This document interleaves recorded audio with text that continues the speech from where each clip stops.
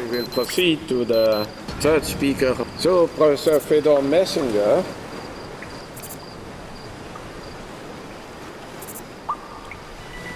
is an academician from the Serbian Academy of Science and Art, and he's a visiting senior research scientist at the Earth System Science Interdisciplinary Center of the University of Maryland, and the PI of the long-term numerical simulation of weather and climate project of the Serbian Academy of Science and Art. Fedor, you have the chair.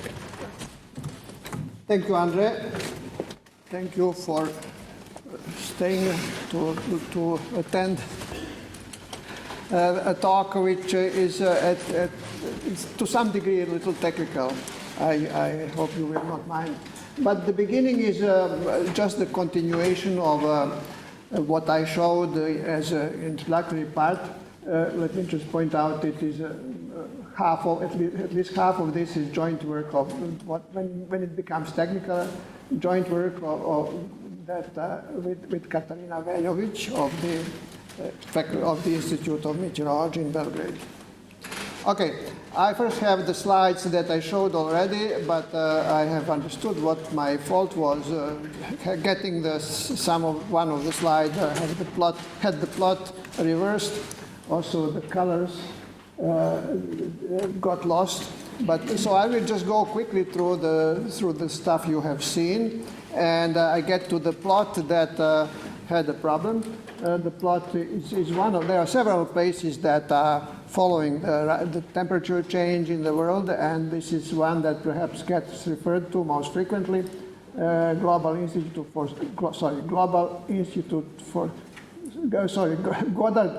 for Space Sciences in New York, and see the temperature going up, and well, it goes up and down because of El Nino, also other things. Like this one, I can't see where is it, this one or that one.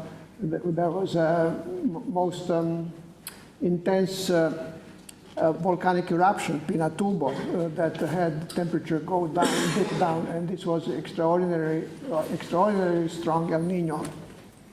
Okay, so that showed the temperature changes, and carbon dioxide you have seen already. And I had a slide on the ETA model to illustrate that in the place that Milankovic worked, there was a development that was noticed worldwide, and a copy of a paper that tries to understand how could that be possible in the journal Social Studies in Science, someplace down, SSS. Three S's. Okay, this is the plot I showed that had on the coverage of Arctic with ice. It is a million 10 to the 6 square kilometers. See, in summer it starts with 2, but so this thing, the summer minimum goes down. This here is this year. The plot of this year, and that is a plot of 2012, the first lowest coverage. So that seems to me pretty convincing that we are witnessing a very steady rise in world temperatures and melting of Earth's ice. By the way, the Earth had no ice if you go 60 million years back to the time of the demise of dinosaurs, and took quite a few millions of years until the carbon dioxide dropped, that the ice caps into polar regions started forming. Okay, I showed that, and my main content is the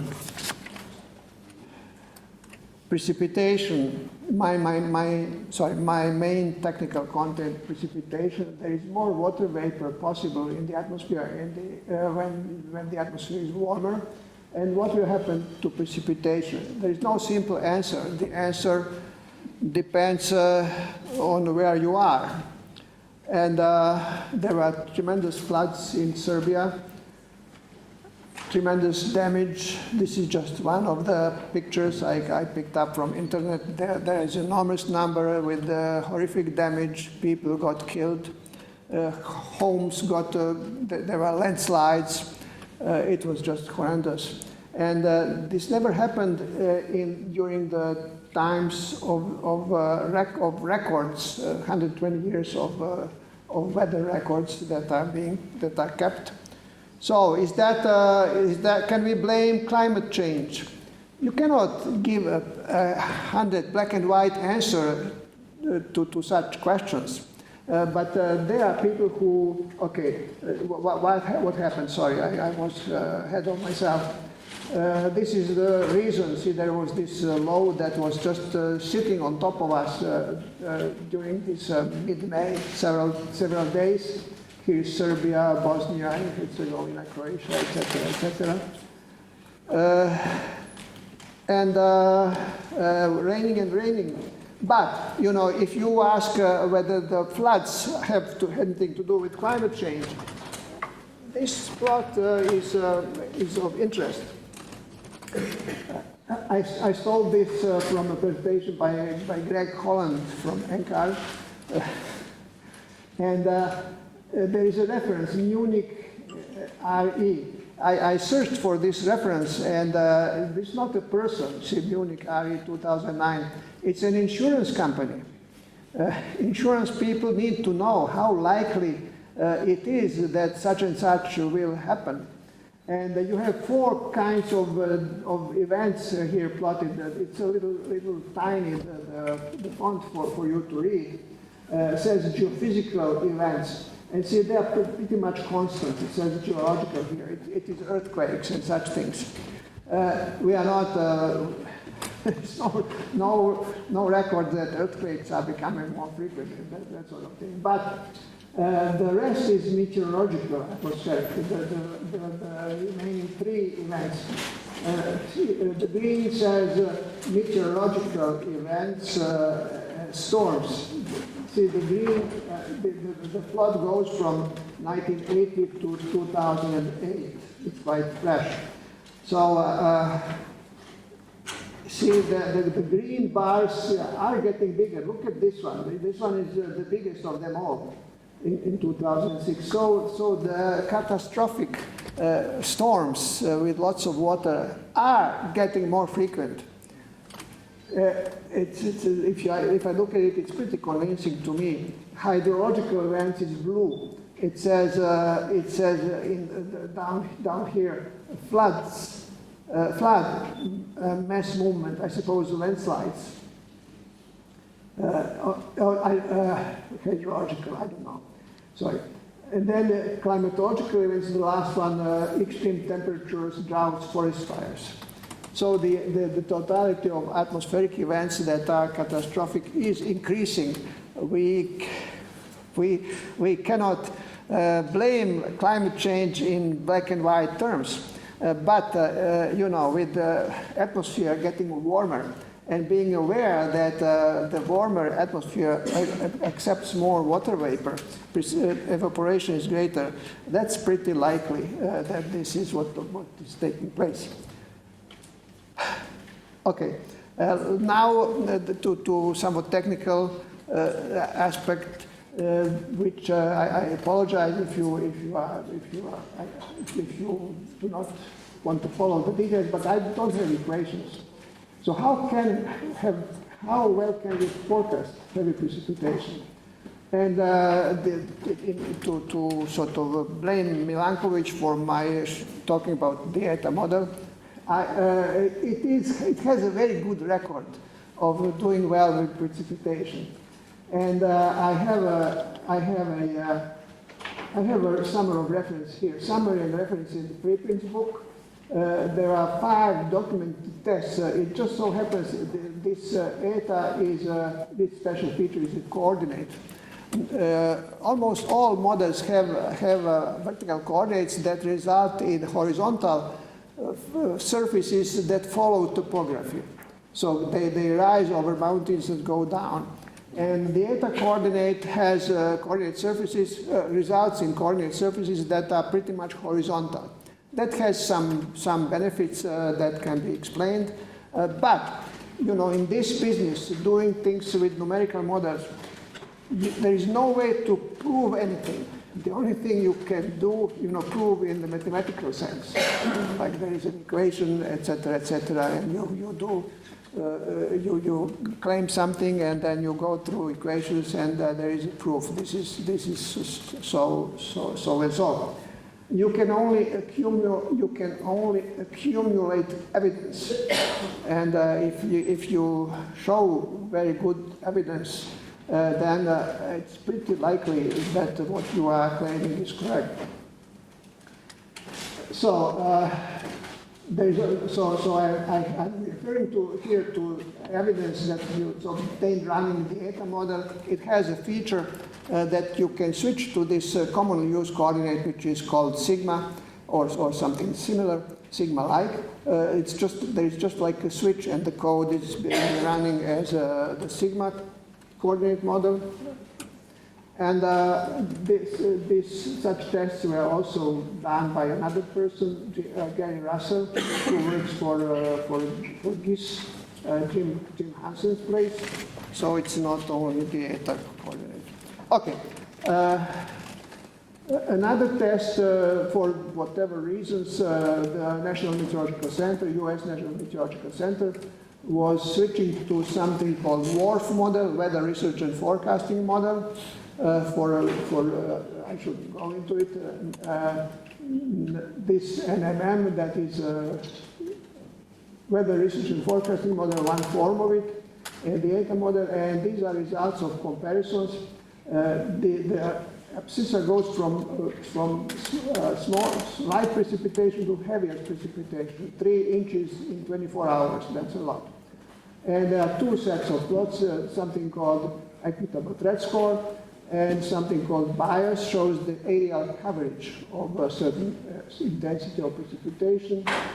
And if the bias is the same of the two models, then this, if it is higher, it shows more accuracy in forecasting the placement of precipitation.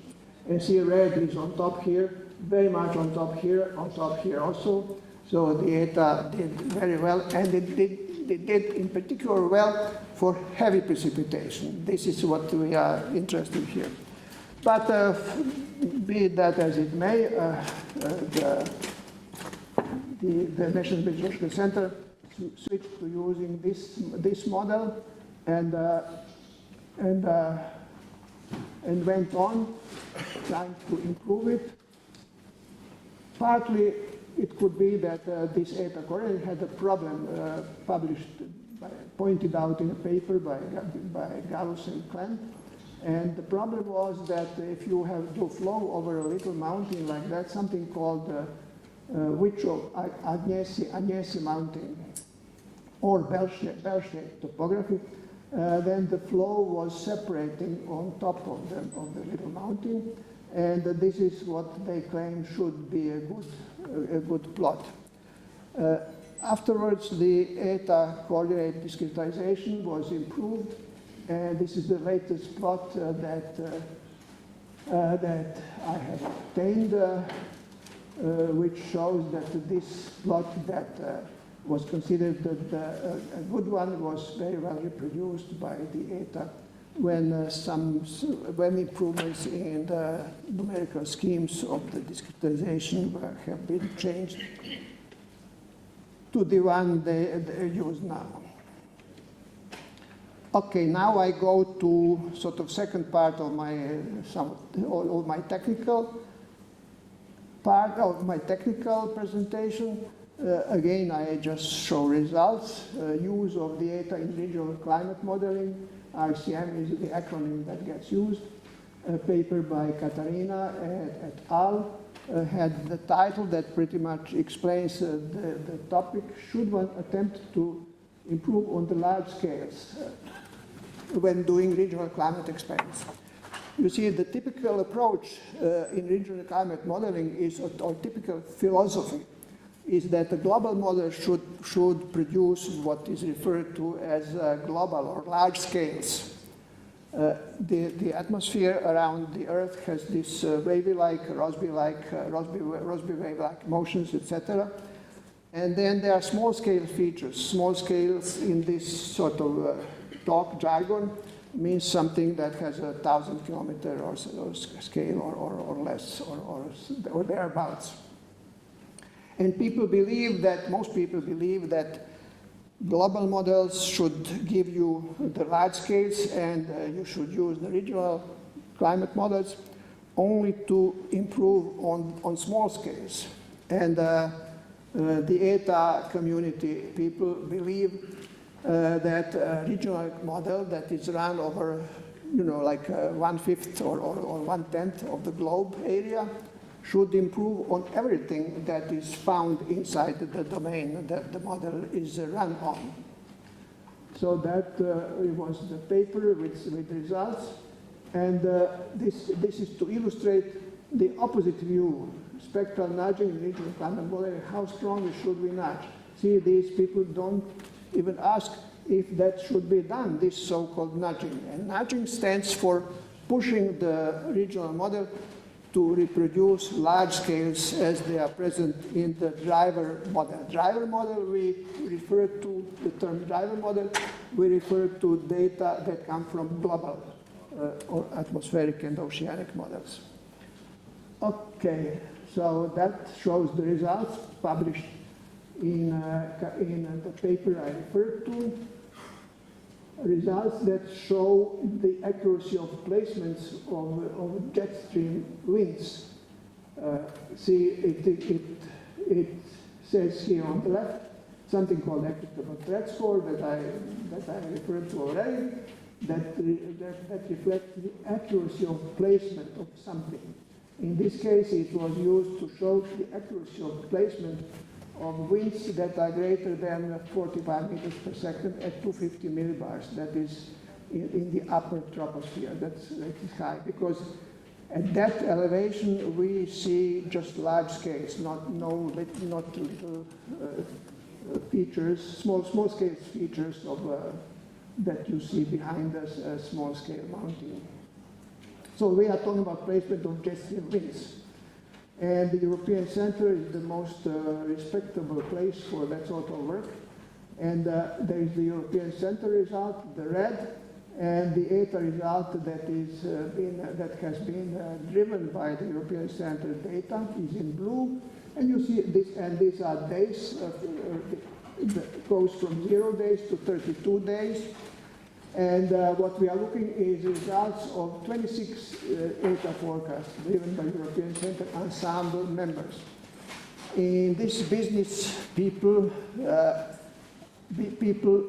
run ensembles of forecasts because weather has a chaotic component, and you cannot, going beyond. We see in the media, we see forecasts what will happen tomorrow, what will happen in 3, 4, 5 days.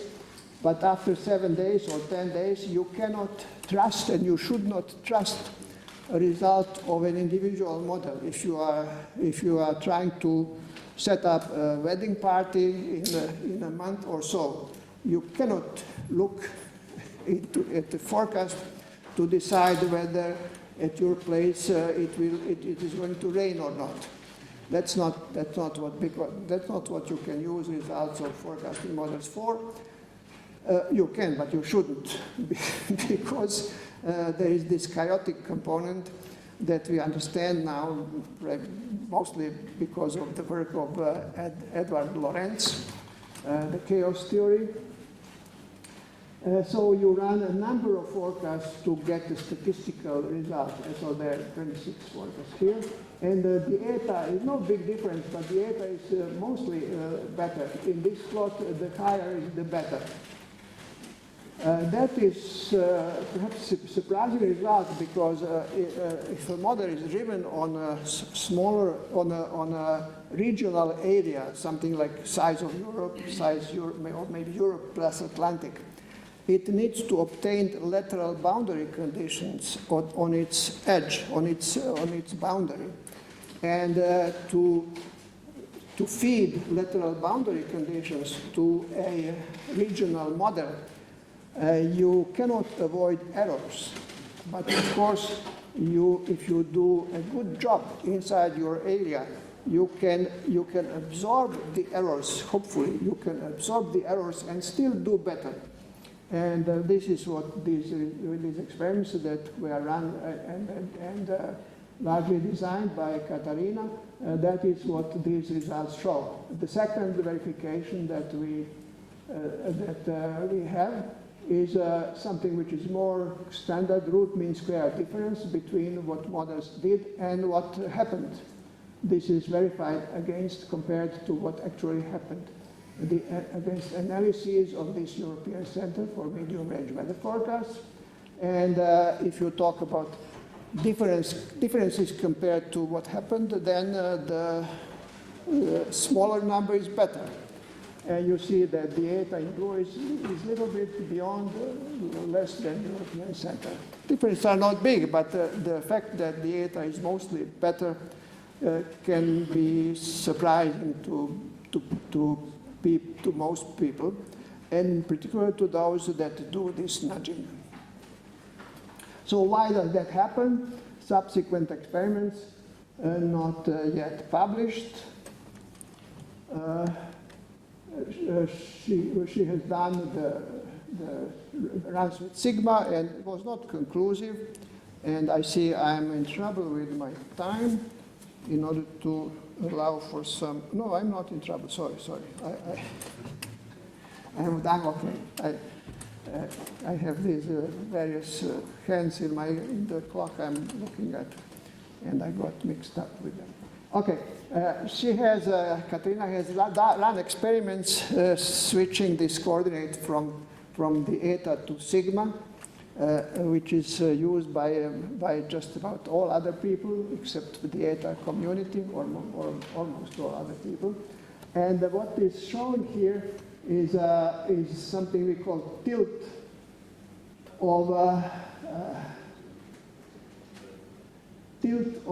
large-scale flow. These are contours of wind speeds at 250 millibar elevation. That is like something like 10 kilometers high.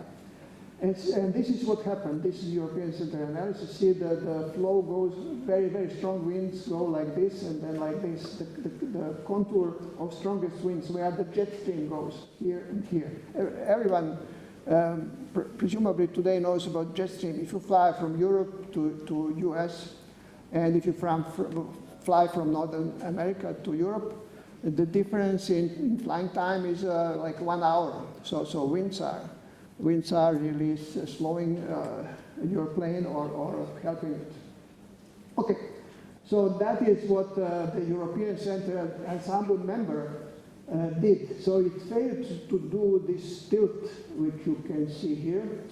It just had a tilt the wrong way. And this is what the eta switched to do sigma did. Again, did not do a good job, but the eta ran as the eta did this tilt not as strong as here, but it improved on the data that it was driven with. And that happened in 3 out of 10 members. Okay, but then looking at numbers, that was not so decisive. So what else can we look at? Katarina has run now quite recently 10-member eta experiment for a period which is more recent. She chose a period in October 2012 when the European Center ensemble resolution was higher than before. Was about 32 kilometers. That refers to a distance between grid points, something average distance between calculation points. And so that is about the same as that of the eta. Because people doing these regional model runs and experiments expect that the benefit comes from higher resolution. So now we are looking at experiment where the resolution was about the same of the European Center and the eta runs. And also another question which we are looking at here is the result reproducible in another case? Because the previous result I showed was done for European Central Ensemble of, I think, two something years before.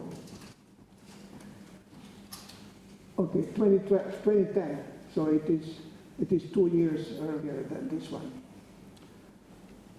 So these are the results, the ETA European Center, the driver ensemble members, and this is root mean square. Again, the ETA in particular here, the ETA is much, much better. That is the base 2 to 6 or something, 2.5 to 6 maybe, from here to here. And again, root mean square difference favors the ETA. See, blue is less than red.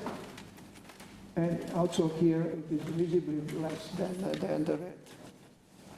So that looks very good. So the benefit of the ETA strong suggestion of these results is that the benefit is not because of a higher resolution, but because of something else. And the coordinate and other differences would be the prime candidates.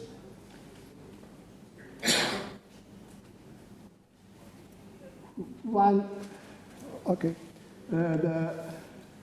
question that comes to mind, what happened here that had the ETA so much better?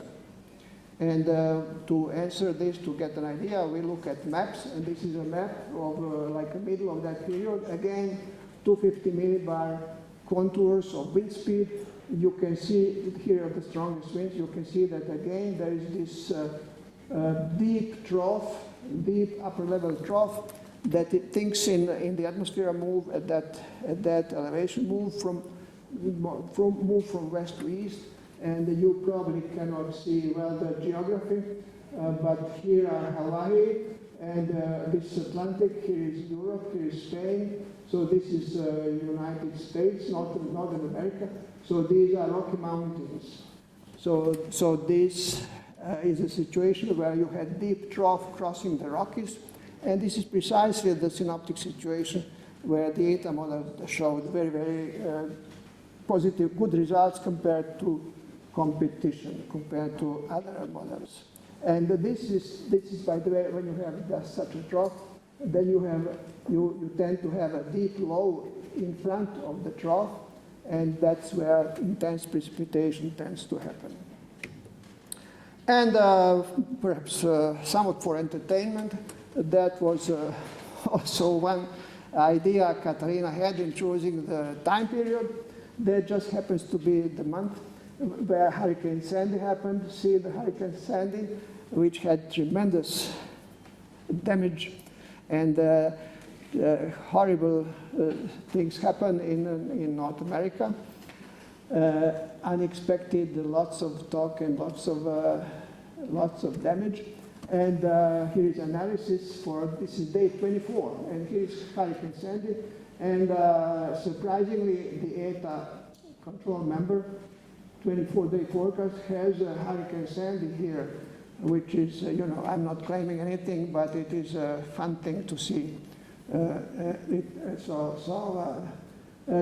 the European Center model that drove this member did not have anything like a hurricane here, and also the ETA ensemble ran, and sigma did not produce it. The ETA ensemble member. This is the control member, so it's not picked up, not cherry-picked as the nice expression that Richard used in his answer. And this, of course, is work in progress. So I thank you, and I'm ready to entertain questions.